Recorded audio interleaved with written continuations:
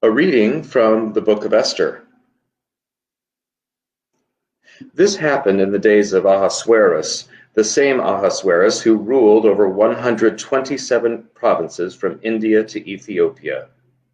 In those days, when King Ahasuerus sat on his royal throne in the citadel of Susa, in the 3rd year of his reign, he gave a banquet for all his officials and ministers. The army of Persia and Media and the nobles and governors of the provinces were present, while he displayed the great wealth of his kingdom and the splendor and pomp of his majesty for many days, 180 days in all. On the 7th day, when the king was merry with wine, he commanded Mehuman, Biztha, Harbona, Bigtha, and Abagtha, Zethar, and Carcas, the 7 eunuchs who attended him, to bring Queen Vashti before the king, wearing the royal crown, in order to show the peoples and the officials her beauty, for she was fair to behold. But Queen Vashti refused to come at the king's command, conveyed by the eunuchs. At this the king was enraged, and his anger burned within him. Then the king consulted the sages who knew the laws, for this was the king's procedure toward all who were versed in law and custom. And those next to him were Karshena, Shethar, Admatha, Tarshish, Meres, Marsena, and Memucan, the 7 officials of Persia and Media who had access to the king and sat first in the kingdom. According to the law, what is to be done to Queen Vashti because she has not performed the command of King Ahasuerus conveyed by the eunuchs? Then Memucan said in the presence of the king and the officials, "Not only has Queen Vashti done wrong to the king, but also to all the officials and all the peoples who are in the provinces of King Ahasuerus. For this deed of the queen will be made known to all women, causing them to look with contempt on their husbands, since they will say, 'King Ahasuerus commanded King Vashti to be brought before him, and she did not come.' This very day the noble ladies of Persia and Media, who have heard of the queen's behavior, will rebel against the king's officials, and there will be no end of contempt and wrath. If it pleases the king, let a royal order go out from him, and let it be written among the laws of the Persians and Medes, so that it may not be altered, that Vashti is never again to come before King Ahasuerus, and let the king give her royal position to another who is better than she." The word of the Lord. Thanks be to God. So as we begin, we move from Job to the book of Esther.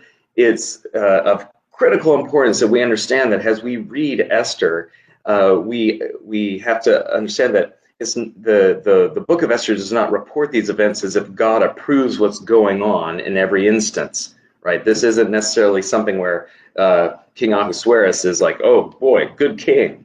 Actually, it portrays the monarchs of the Persian court as feckless, has completely self-centered, has utterly self-satisfied and spoiled brats, basically. And so this is the context in which the book of Esther is going to unfold. In a sense, what we're going to do is follow the characters of Esther and her uncle Mordecai as they try to remain somehow faithful to their God and to their own sense of themselves in the midst of a capricious and avaricious and selfish culture. And in some ways, that's a great book for us to know about.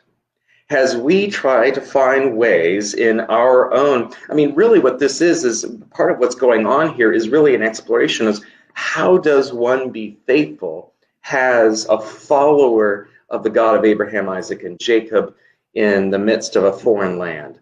And we find ourselves as followers of Jesus in the midst of a foreign land. We are not at home here. Our citizenship is in a different kingdom. And yet we're called to be faithful day by day, not only to our God, but to the kind of very sense of self with which our God has endowed us, our own dignity and the boundaries that we need to maintain in order to experience ourselves as God has made us to be.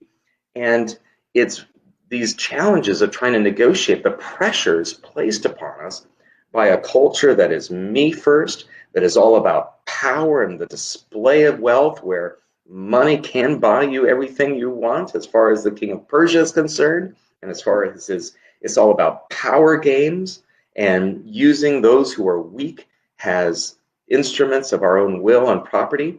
And so this should remind us of a very familiar world to us. So let us keep our eyes and ears open to how the book of Esther is going to coach us in our own faithfulness as we find ourselves in a foreign court and a culture ruled by those who are more interested in the displays of their own glory than the glory that comes from God. And as we read in today's gospel from St. John, they cannot possibly see Jesus's glory, the glory of crucified love, as long as they're busy celebrating their own power instead of God's power working through weakness. So let us again be sensitive and keep our eyes and ears open to how we're going to learn to be faithful in the midst of a culture that will do everything in its power to compromise our faithfulness.